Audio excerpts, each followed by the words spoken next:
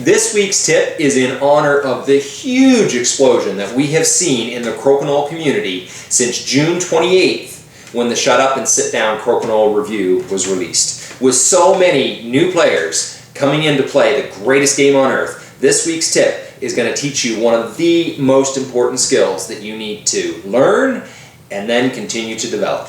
Let's take a look. Now, before we get into this, huge disclaimer, I am in no way suggesting that this tip is going to take you all the way to winning the World Crokinole Championship. This is something that is just going to help you get a really strong foundation of your game. Now, if you start watching a lot of the fantastic coverage on the Crokinole Center YouTube channel, where you're watching the best of the best go head to head, you watch some of those matches and then you watch two beginners play against each other, there's a big difference that you're going to notice pretty quick.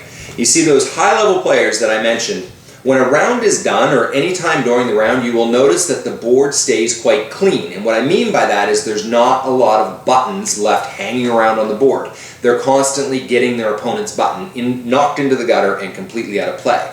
Whereas you watch two beginners play, and as the round goes on, it just seems to get more and more crowded, and it just clusters things up, and it doesn't look as clean and as tight. So, as beginner players, what I'm going to encourage you to focus on is, above all else, do what we call get the off.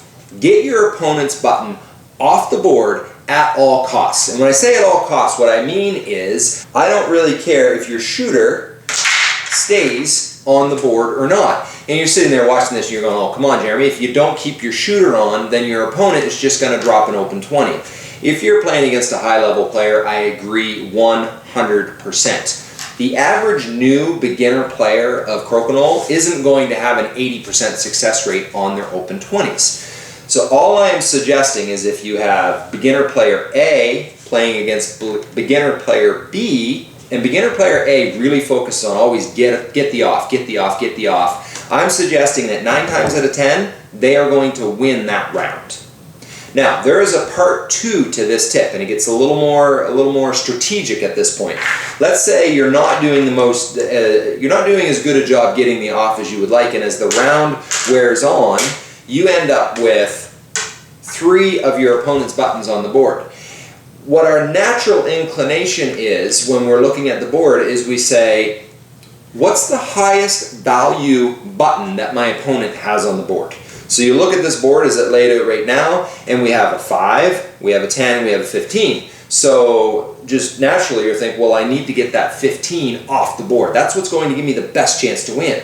But when we look at this, that is nearly impossible to get off the board.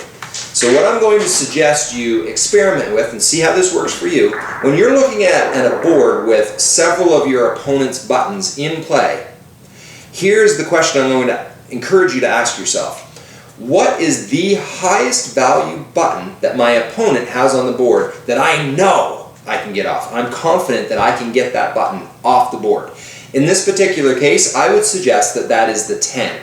It's in the open, and you can easily get at that. You should be able to get the off. Now, another situation we'll look at, let's say your opponent's button is on the far side from you in the 10, and you've even got a 5 right on your side of the board. I would still encourage you to take the 5, because you know you can get that. And as a beginner, working your way through the pegs may not come that easily to you. And as you get better, you're going to be able to go after more and more complex shots. But for now, step 1, focus on get the off. Step 2, get the off that is most advantageous to you, that you're very confident that you can go after. I'll guarantee you, when you apply this, you will see yourself beating all the other beginners that you sit down across as you get your board out and introduce even more people to the greatest game on earth. Have fun and make it a great day.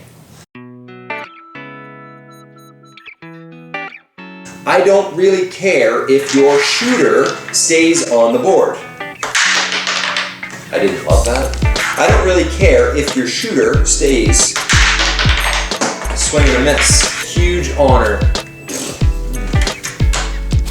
on the board.